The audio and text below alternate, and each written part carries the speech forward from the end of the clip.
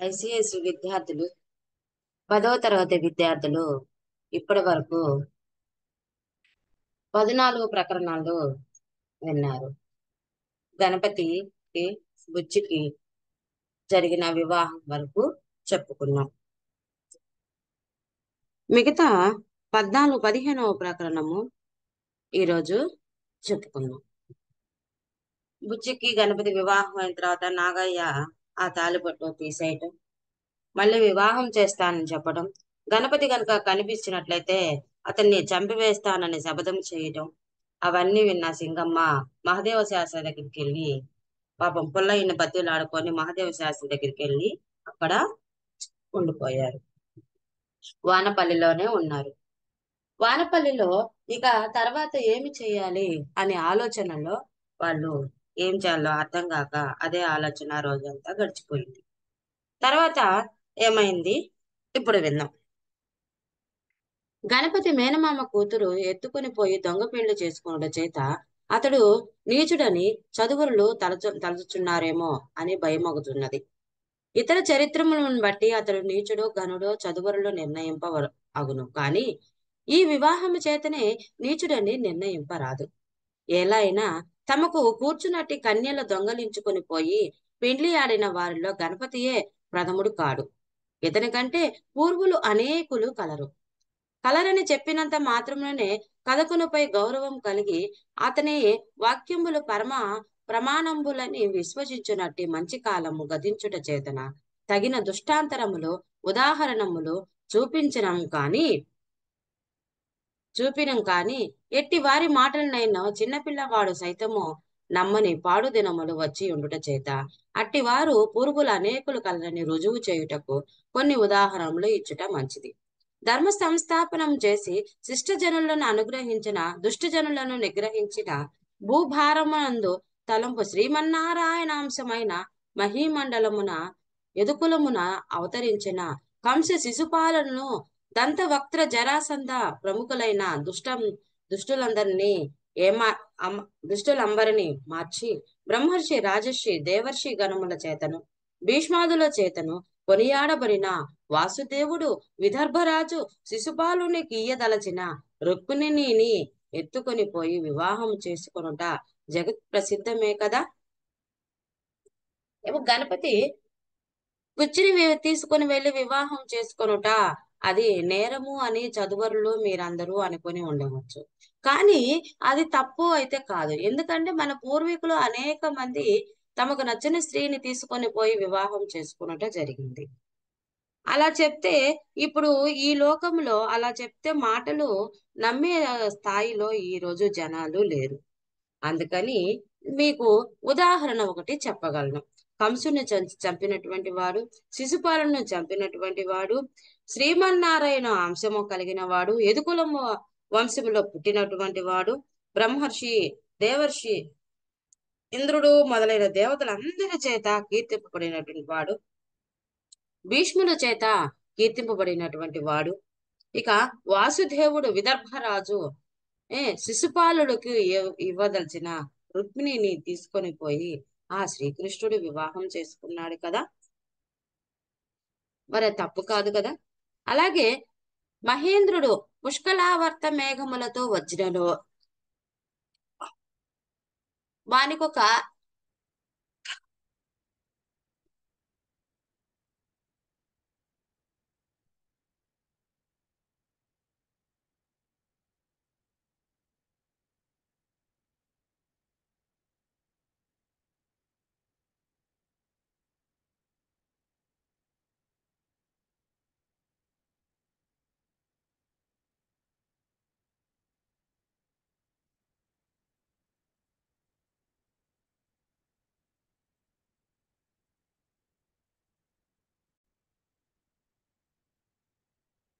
ఇక అటువంటి శ్రీకృష్ణుడు రుక్మిణిని తీసుకొని వివాహం చేసుకున్నాడు కదా.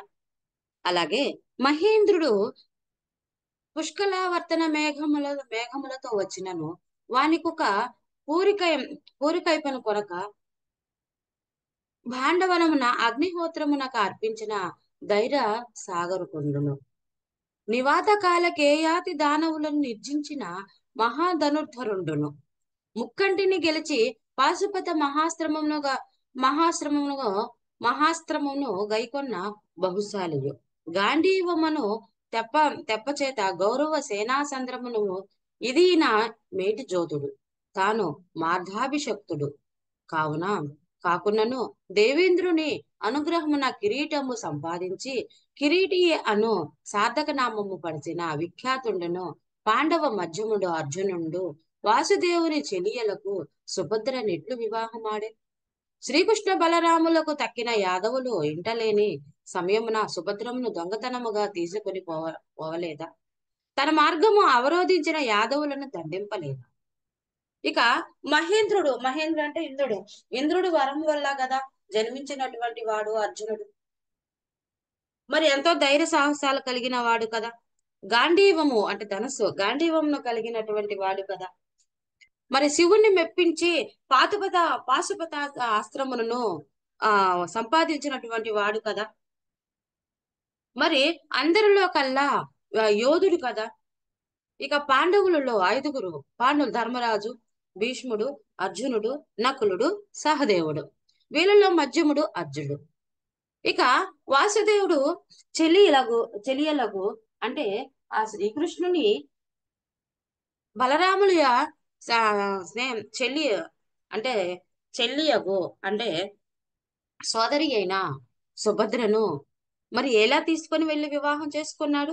వాళ్ళిద్దరు లేని సమయంలో దొంగతనంగా తీసుకునే కదా వివాహం చేసుకున్నాడు. ఎదిరించే వారు యాదవులు వచ్చి ఎదిరిస్తే వారిని దండించాడు కదా. ఇక కురు శిఖామణి అని చెప్పదగిన దుష్యంతుడు కన్వ మహాముని ఆశ్రమమున చేరి మాయలు మర్మములెరుంగని శకుంతలను మచ్చిక చేసి ఇచ్చుకములాడి మనసు మెత్తపరిచి వెంపుడు తండ్రి ఇంటలేని తరినామెను చేపట్టలేదే. అవి ఎరుంగని రహస్యములు. ఈ పురాణ పురుషుల మాట అటుండనిచ్చి సామాన్యుల వివాహమించుగా విచారింతము. వచ్చదేశమున వధీశ్వరుండైన యుదయనమునకు జనానొక కారణమున ఉజ్జయిని పురాధీశ్వరుండైన ప్రజ్యోత మహారాజు ఇంట కొంతకాలం ఉండి అతని కూతురగు వాసవదత్తకు గానము నేర్పుటకై ఆమె తండ్రిచే నియుక్తుండై రాగములు నేర్పుటకు మారుగా అనురాగంబులు నేర్పి ఎట్టకేలకు ఆమెను తన వశమును చేసుకొని అర్ధరాత్రమున కోటగోడలు దాటించి తీసుకొని పోయి పరిణయం చేసుకుని. అట్లాగే దుష్యంత మహారాజు కురు శిఖామణి అయిన ఏంటంటే కురు రాజ్యానికి మొట్టమొదటి వాడైన దుష్యంత మహారాజు ఏం చేశాడు? కన్వ మహాముని లేని సమయంలో శకుంతలను మచ్చిక చేసి ఆమెతో ముచ్చటలాడి తండ్రి లేని సమయంలో ఆమెను వివాహం చేసుకున్నాడు కదా. గాంధర్వ వివాహం చేసుకున్నాడు కదా. మరి ఇవన్నీ ఎవరికి తెలియవు? ఇవన్నీ ఇలా ఉంచు. కానీ మానవులైనటువంటి మాలుగా రాజులలో వాళ్ళల్లో చూద్దాం. ప్రద్యోత మహారాజు ఏం చేస్తాడు? వాసవదత్తకు గానం నేర్పిస్తానని చెప్పి తండ్రి చేత నియమింపబడి ఆమెకు పాటలు నేర్పించే బదులు అనురాగాలు నేర్పించేసి ఆమెను రాజు యొక్క కోటగోడలు దాటిచ్చేసి ఆమెను వివాహం చేసుకున్నాడు కదా. మరి ఇవన్నీ ఇలా జరిగినప్పుడు మన గణపతి చేసినటువంటి దోషం ఏముంది? నరనారాయణాంశ సంభూతులకు పార్థ వాసుదేవులు ఉత్తమ క్షత్రియుండైన వత్సరాజును వివాహ నిమిత్తము కక్కుర్తిపడి పిల్లనెత్తుకొని పోవుట తప్ప. కృష్ణార్జులు రాక్షస వివాహం చేసుకుని నాడను దుష్యంతుడు గాంధర్వ వివాహం చేసుకుని నాడనియు శాస్త్రములు ఆ వివాహము అంగీకరించుచున్నవన్నీయు మీరనవచ్చును. మహాపురుషులు చేసిన పనియే చేసిరి. వారి కార్యములు దోషములైన పక్షమున వీరి కార్యములు దోషములవును. వారి వివాహంలో నిర్దుష్టులైన పక్షమున వీరి వివాహము నిర్దుష్టమగును. ఇప్పుడు నరనారాయణులు అంటే నా రాజులు, మరి ఆ దేవేంద్రుడు రాజు అయినటువంటి నారాయణుడే తన ఇష్టమైనటువంటి సకులను తీసుకొని వెళ్ళి వివాహం చేసుకున్నప్పుడు దుష్యంతుడు చేసుకుంది గాంధర్వ వివాహం అని, కృష్ణార్జునులు చేసుకుంది రాక్షస వివాహము చేసుకున్నారని. మరి మహాపురుషులకి మీరు గ్రంథాలలో వారిని మెచ్చుకుంటూ ఉన్నారు. మరి మన గణపతి చేసుకున్నటువంటి వారందరినీ వివాహాలన్నీ కూడా గొప్పవైనైతే మన గణపతి చేసుకున్న వివాహం తప్ప కాదు కదా. అది అటులుండ నిండు. గణపతి యొక్క భవిష్య జీవితం గురించి విచారింతుము. మాతాపుత్రులు 3 దినములు అహోరాత్రములు విచారించి పూర్వాపరములు పరీక్షించి యోగముల నరసి మంచి చెడ్డలు మదిలో తర్కించి మహదేవ శాస్త్రి యొక్క ఆలోచనలకు కూడుకైకొని ఏనుగు మొహలు విడిచి వానపల్లి గ్రామంలో నివాసం చేయుటకు నిర్ధారణము చేసిరి.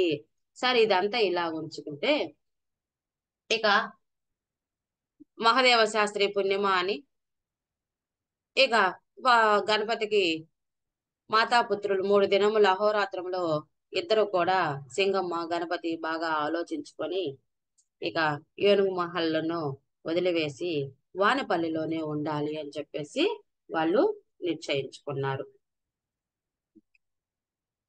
తర్వాత వానపల్లిలో జీవనం ఎటులు చేయవలనని ప్రశ్న వచ్చాను. వచ్చటయు తల్లి కుమారుని చూసి, నాయన ఆయావారం చేసుకుని బ్రతకవచ్చును, అక్కడ మాత్రం ఇప్పుడు అందలం ఎక్కుచున్నామా ఏమిటి? 2 పొట్టలు గడవకపోవునా? బ్రతికితే బలుసేకేరుకొని తినవచ్చును. ఆ దుర్మార్గుడి చేతిలో బండకుండా మరెక్కడున్నను మంచిదే. ఆ దుర్మార్గు చేతిలో పడకుండా మరెక్కడున్నా మంచిదే. దుష్టులకు దూరముగా ఉండమన్నారు పెద్దలు అని చెప్పాను. చెప్పుటయ్యో గణపతి చివాలున లేచి, నేను ఆయావారము చేయను. ఎల్లకాలము ఆయావారమేనా? నేను పనికి మాలిన వెధవను అనుకున్నావా ఏమిటి? ఆయావారము చేయుటకు ఈ ఊరిలో బడి లేదు. ఇక్కడ ఇక్కడ బడి పెట్టి చదువు చెప్పుదును. 4 రోజుల నుండి నేను చూచుచున్నాను. పిల్లలందరూ గాడిదలు లాగున తిరిగి చెడిపోవచున్నారు. వాళ్ళందరినీ బాగు చేయవలనని ఉన్నది. చెంబు మూల పడవేసి బెత్తము చేతిలో పుచ్చుకొనవలను. ఇదే నా వృత్తి. నా నా ఊరు వారు కూడా బడిపెట్టమని ఈ ఊరు వారు కూడా బడిపెట్టమని నన్ను బలవంత పెట్టుచున్నారు. మహాదేవ శాస్త్రి గారు కూడా ఆ మాటే అన్నారు. ఆయన నాకు వివాహ విషయంలో ఎంతో ఉపకారం చేసినారు కనుక వారి గ్రామమునకు నేను ఉపకారము చేయక తప్పదు. కనుక నీవు మన ఊరు వెళ్ళి సామాను తెప్పించు. ఆ నాగన్నగాడున్న గ్రామంలో మనం ఉండకూడదు. వాడు దుర్మార్గుడు. అతని ముఖము చూచినా వారికి అన్నము దొరకదు. ఈ గ్రామంలో మనము హాయిగా ఉండవచ్చును అన్నప్పుడు ఆమె సరే మంచిది, అలాగే చేయవచ్చు అని ఆనాటి మధ్యాహ్నమే బయలుదేరి ఏనుగు మహలు వెళ్ళెను. వెళ్ళి పుల్లయ్యను కలుసుకొని అతని సహాయమున ఒక బండి తెప్పించి వాని మీద తన సామాన్లన్నిటియో పడవేచను. ఆ సామాన్లు ఏవియో చదువురు తప్పక ఎరుంగా కోరుతున్నా. ఆ సామాన్లు ఏంటి మీరు అందరూ తెలుసుకోవాలి. కాన అందు ముఖ్యమైనవి పేర్కొనుట సమంజసము. పాత్ర సామానులు చెప్పదగిన ఏవియూ లేవు. వరతంత మహాముని శిష్యుండైన కౌచుడునకు మునికుమారుడు ఆచించ వచ్చినప్పుడు రఘుమహారాజు వేణుతో అర్ఘ్యపాదములు పెట్టుకుని సంభావించను. ఆ పాత్రలే వంటకు నీళ్లకు వారి ఇంట ఉపయోగించట ఇచ్చే. అవి పొరుగురు నాకు తీసుకుని పోయి పోదల్సినవి కావని ఇంటి వారికి. ఇప్పుడు అర్థమైందమ్మా. కౌచుడు వరతంతు మహర్షికి తన విద్య నేర్చుకున్నాడు అని చెప్పి తనకి దక్షిణ ఇవ్వాలనుకుంటాడు. అందుకే రఘుమహారాజు దగ్గరికి అయితే అప్పటికే రఘుమహారాజు దానాలు చేసేస్తాడు. అతని దగ్గర అతనికి ఆర్ఘ్యము అంటే చేతిలో, పాద్యము అంటే పాదాలు కడటానికి నీళ్లు ఇస్తాడు. ఆ నీళ్లు దేంట్లో ఇచ్చాడు అనుకున్నారు? మట్టి పాత్రలో ఇచ్చాడు. అటువంటి మట్టి పాత్రలే మన సింగమ్మ దగ్గర ఉన్నాయి. అవి మరి పొరుగురు తీసుకొని వెళ్ళటానికి కుదురుతుందా? కుదర కదా. కావని ఇంటి వారికి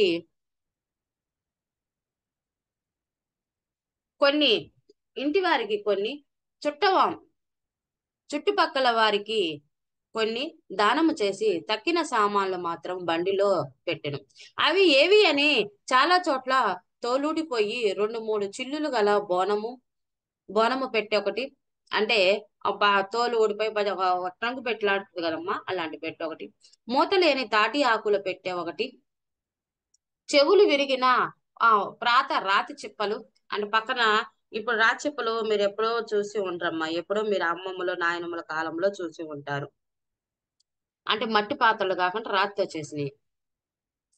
చెప్పలు 2, చిల్లులుండుటచే గూటి ఎత్తిన ఇత్తడి చెంబులు 2, అంటే వాటికి హోల్స్ ఉన్నంత వల్ల అవి వాడకుండా పైన పడేశారనమాట. అక్షయ పాత్ర చెంబు ఒకటి, ఉప్పు పోసుకొని ఒక కర్ర తొట్టె ఒకటి, ఆ అంచు జన మూడి మూలల చిల్లులు పడిన చేటలు రెండు, కర్ర సోల ఒకటి, అంటే కర్రతో చేసిన ఇప్పుడు మనకి సోల మానిక గిద్ద అవన్నీ కదా, అది కూడా కర్రతో చేసింది అట. పా ప్రాత జల్లెడ ఒకటి, అంటే బాగా పాతదైపోయిన జల్లెడ ఒకటి, జల్లెడ వల్లే తూట్లు పడిన పాత కంబలి ఒకటి, కంబలి అంటే దుప్పటి, ఇక దుప్పటంతా హోల్స్ ఉంటుంది అనమాట, అటువంటి దుప్పటి ఒకటి, ఒక కోడు విరిగిపోయిన నులక మంచము కుక్కే ఒకటి, కుక్కి మంచం ఒకటి, నులక మంచం అనమాట, ఒక కోడు ఉండదు, మూడు కోళ్లే ఉన్నాయట. మరి మూడు నాలుగో దానికి ఏం పెడతారు ఇల్లు. కాడ సగం విరిగిపోయిన ఇనప గరిటె ఒకటి, అంటే గెంటె సగం విరిగింది అటువంటి గెంటె ఒకటి, గ్రంథి ఊడిపోయిన పీట ఒకటి, అంటే ఒక కాలు పోయింది అటువంటి పీట ఒకటి, బల్ల చెక్క ఒకటి, ఒక సన్నికల్లు, పొన్నూడిపోయిన రోకలి ఒకటి, మరియు నాలుగు మూడు తాటి ఆకు పుట్టలు, రెండు మూడు వెదురు పేళ్ల పుట్టలు కూడా ఉండవచ్చును. ఈ సరుకు బండి మీద వేయించుకొని ఆమె తాను సోదరుని గృహము వెడలి వచ్చిన తర్వాత తనకు కుమారునకు తలదాచుకున్నటకు గిల్లిచ్చి సాయం చేసిన ఆ ఇల్లాలిని పలు తెరుంగున కొనియాడి ఆమెను వీడ్కొని పుల్లయ్య చేసిన మేలునకు వానిని కూడా కొంతసేపు ప్రశంసించి వానికడ సెలవు గైకొని పుట్టినింటి వారిని తలచి వాండ్రు వాండ్రు నా ఉసురు కొట్టి పోకపోదురా, ఆడపడుచునే ఏడిపించిన వాళ్ళ వంశంలో నాశనం కాక మానవు, దాని బుట్టిల్లు కూడా బుగ్గి అయిపోవలే, ఆ ఆయా సెల ఆయా సెలగానే ఆ దాని ఆశలు కూడా నా ఆశల లాగానే దాని ఆశలు కూడా అడుగంటి పోవలే అని తోచినన్ని తిట్లు తిట్టి, పుల్లయ్య తండ్రి, ఏనుగుల మొహాలకు నాకు రుణము నేటితో తీరిపోయినది, ఈ పాటి మీదనే చావవలే అనుకున్నాను, ఈ పాటి మీదనే మట్టి కావాలని అనుకున్నాను, మా ఎదవ నాగన్న మూలమున ఊరికి దూరమై దేశాల పాలై దిక్కుమాలిన పక్షనైపోవలసి వచ్చింది, మా సంగతి కొంచెము కనుక్కో నాయనా, అన్నిటికీ నీవేమా అని ఏడ్చి బండి ఎక్కిపోయాను. ఇక ఈ విధంగా అతని వస్తువులు, సింగమ్మ ఉన్న వస్తువులు చిల్లులు పడిపోయినాయి, పాడైపోయినాయి, ఈ పాత సామాను అదంతా బండి మీద వేసుకొని పుట్టింటిని తిట్టుకొని, ఇక్కడ నాగయ్యనేమో తిట్టేసి పుల్లయ్యని మెచ్చుకొని, పుల్లయ్య భార్యని మెచ్చుకొని, తన ఇంట్లో ఉన్నటువంటి సామాన్లన్నీ ఇచ్చినందుకు, తెప్పించినవి తన వానపల్లిని చేరుస్తున్నందుకు వారిని బాగా మెచ్చుకొని, ఇక బండి మీద సామాన్లు వేసుకొని ఏనుగు మహల్ను వదిలిపోయి తను వానపల్లిలో వెళ్ళింది, బండెక్కి వెళ్ళిపోయింది. తర్వాత ఏం జరిగింది అనేది